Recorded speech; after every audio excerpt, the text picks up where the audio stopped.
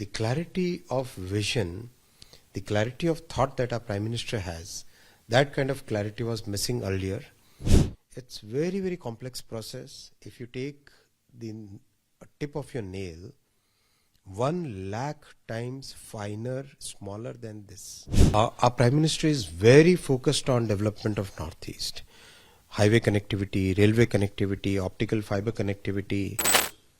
On This Is Exclusive tonight, we focus on the big India's chip mission. What does that really mean in terms of the investment that has been given by the government? Joining us on this special broadcast is Union Minister Ashwini Vaishnaw. Sir, thank you very much for speaking to Republic TV. Let me straight away begin by asking you, successive governments have tried this in the past. We've seen that somewhere down the line, it hasn't really worked out. To begin with, how has it been different than what it was in the past in terms of the challenges? We'll come to it a little later. But what has really worked this time? You're absolutely right. India's semiconductor quest started way back in 1962. Attempts were made in 1970, in 80, 84, in 2007, 2011. Many times attempts were made. But the clarity of vision, the clarity of thought that our Prime Minister has, that kind of clarity was missing earlier. And commitment to developing a high-tech technology, high-tech industry like this, and the focus on Make in India, all these things combined have really made a big difference this time. Now we have 4 good large units which will basically set the entire foundation. We have focused on getting the ecosystem in because fab is very, very complex. Close to 16,000 different types of things go in getting a chip done. So it's really complex. So this kind of complexity required a level of consistency, clarity, transparency and commitment, which is what was possible because of Prime Minister's very big focus on semiconductors. For the common man who's watching this, a semiconductor becomes important from the word go, be it at home, the toaster that works in our home, to the refrigerator, to everything. Why is it that the Prime Minister has always been saying that while the global market, if you really look at it, 80% of it has been dominated by South Korea, China, and the other countries too. Where does India really see itself? Can we actually position ourselves in a manner that we can compete, or you think this is a long-drawn process and the dividends of it can only come at a later stage? We definitely can compete because if you look at the value chain, design is the first part of it. Fabrication is the second part. ATMP is the third part. I'll explain how it works. Design is mostly done on computers. There are very complex tools which are used. After that, the circuit has to be put on a wafer. It has to be fabricated on a wafer. This is a wafer. On this wafer, more than 5,000 chips are there. They are fabricated on this. It's very, very complex process. If you take the tip of your nail, 1 lakh times finer, smaller than this is the magnitude with which the chips are fabricated on the wafer. Once you fabricate it, it has to be taken out, which is again minuscule, you cannot see it with your eyes. Then it has to be ATMP'd. So when you do ATMP, the chips are basically put inside this entire thing and wiring is done. So for example, a complex chip can have wiring of 100 kilometers. 100 kilometers. Even the simplest of simple chips will have few kilometers of wiring in it. Then there is air conditioning, cooling in it. Lots of complexity. It's like having a 10-story building which will have a lift going up and down, which will have plumbing, which will have electricity. There will be some houses which are 3 BHK flats. There are some flats which are 4 BHK, 2 BHK. There will be some parking section. So that entire, just like a large complex of building, similarly a chip can be very, very complex inside. Then this chip is done as a part of the ATMP process. Then it goes into a circuit, and a circuit is what practically goes into every device. So practically every device that is either switched on or switched off, whether it's your refrigerator, your TV, your toaster, your scooty, your car, your train, metro, aeroplane, the mic that you're holding, the watch that you wear, everything has semiconductors in it. From missiles to trains and from aeroplanes to refrigerators. Everything has semiconductor. It's very important to get this foundational industry in our country. Like steel, like chemicals. If you have steel industry, you can have many more downstream industries. If you have chemical industry, you can have many more downstream industries, right?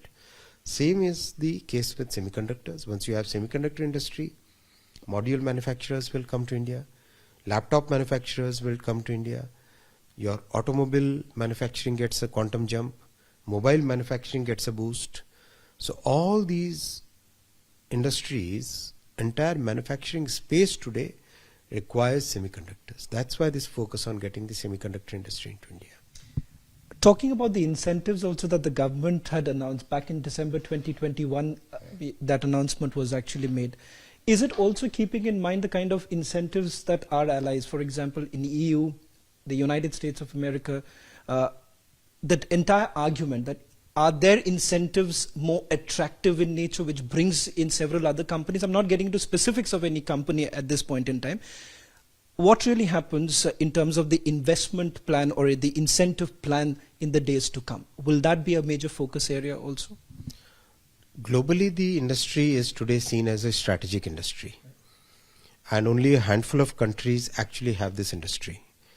So, a lot of emphasis is being given by governments across the world. I wouldn't take any names, but there are countries which are investing 150 billion US.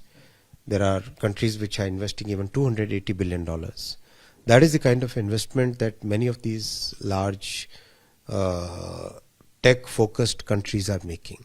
So it's very important for us to make sure that the foundation is laid so that we can, from this foundation, we can build upon a very huge ecosystem. The advantages that we have is large talent pool. Close to 1/3 of the semiconductor talent pool is in India. Every large company that you see, semiconductor company, will have practically majority of their technical personnel from India, Indian origin, maybe other country citizenship, but that's the kind of talent we have. With stable policy, with big focus on manufacturing, and with the incentives, the industry has come to India, and in the coming 5 years, we will see the next level where we'll see many more fabrication units, many more fabs, many more ATMP units, but we'll also see full chipsets being designed and manufactured in India. I also want to ask you this, Minister Vaishnaw, perhaps it's a personal interest also because we come from that very place. The Prime Minister time and again has spoken about Act East in the sense that northeastern states should be brought into the development aspect arena. This is yet another industry where you're bringing in the northeast into the focus. Can you tell us how it really impacts the northeastern states, particularly, especially with the kind of announcements that have been made? Our Prime Minister is very focused on development of Northeast. Highway connectivity, railway connectivity, optical fiber connectivity, electrical power supply connectivity, everything he has put focus. He has visited Northeast more than 50 times in his 10 years. No other Prime Minister would have ever done this kind of visits to Northeast. And today, such a high-tech industry, like semiconductor industry, Prime Minister has approved the proposal of Tata Electronics to set up the semiconductor unit in Assam. And this will become a major boost. It's a 27,000 crore investment. This will create large number of downstream industries. We can very clearly see electronics manufacturing going into Northeast in the coming years. So there is very big focus on getting the high-tech industries to Northeast because this is where the future is. So how do you see that really panning out, particularly in the states like Assam? Do you see that would it be spreading to the other northeastern states, or right now the focus would essentially be keeping in mind the logistical aspect, the infrastructure development that has already taken place in the state of Assam? Does it spill over to the other states also? I can clearly see it will benefit the entire Northeast.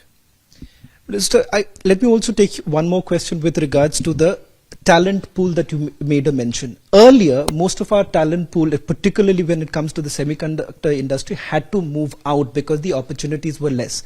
R&D becomes another big challenge because we did not have that facilities that facilities were not available in the past. So how does that really change? Is that also a focus area right now? Absolutely. We have tied up with 104 universities, and we have taken most expensive and complex tools and made available to the startups and incubators and the students and academia, made those complex and expensive tools available to them as a part of this exercise.